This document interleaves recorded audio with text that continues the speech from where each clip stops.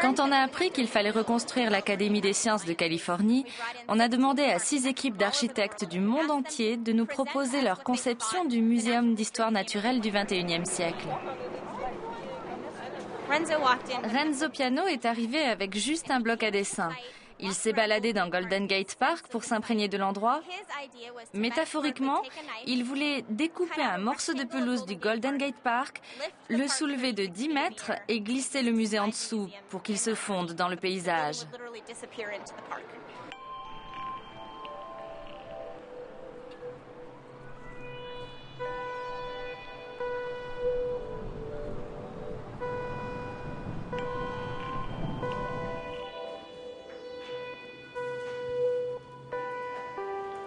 Il faut toujours, quand vous avez un nouveau projet, écouter les lieux.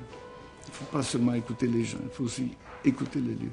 Il faut comprendre, il faut marcher les mains dans la poche, il faut essayer de voler la nature vraie du lieu. Il ne fallait pas être des génies pour comprendre que ce lieu, il était plein de souvenirs.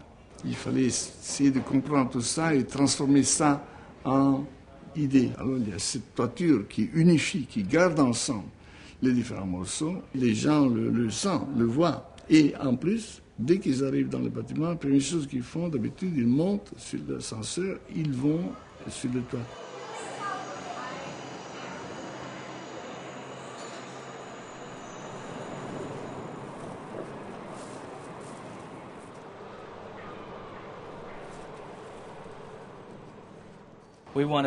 On voulait des plantes avec peu de racines, qui ne poussent pas trop haut et qui offrent une palette de couleurs tout au long de l'année. Il fallait aussi que les plantes recouvrent rapidement le terrain pour assurer une couverture homogène des dômes.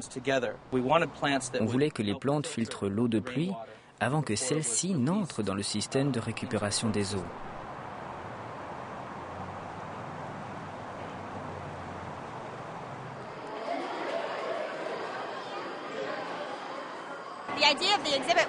Dans cette salle, on voulait que les visiteurs aient l'impression de se promener dans une forêt tropicale. Ici, les oiseaux et les papillons sont en liberté. La flore aussi est celle d'une forêt tropicale. Une passerelle permet de déambuler parmi les différents niveaux de la forêt.